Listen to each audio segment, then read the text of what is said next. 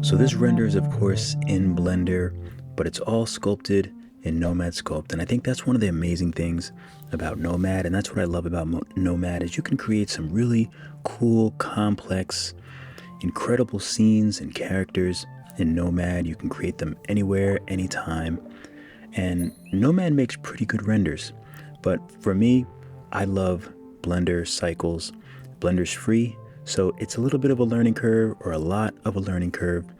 But at the end of the day, I just want to make things that look amazing as possible. So that's why I learned Blender, just enough to do some very minor animations and some really great renders. So it's just something that if you're sculpting in Nomad, you should look into. I'm using a MacBook Pro M1, and Blender works pretty good. Obviously, it's not optimal. It's usually made for these incredible PCs, but you know what? If you really want to do it, you can make it work.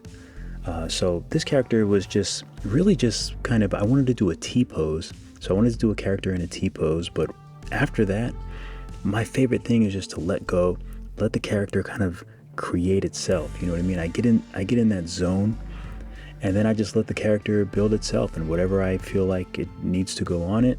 And this was actually this was 2 videos. This is going to be a 2-part series. The first one is just doing the T-pose and sculpting the character, but I also like to color and do lighting and things like that, so I didn't want to leave that out. So here's the original character from part 1, and then this is after coloring it from part 2, and then once I brought it over into Blender, things just got out of hand. So here's that.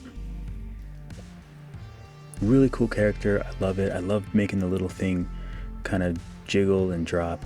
I've been really having some fun with that over in Blender. Actually, Blender's driving me up the wall, but you can see it makes really good renders. All right, thanks so much for watching. Be sure to subscribe. These tutorials will be out soon. Thank you guys so much for watching the video.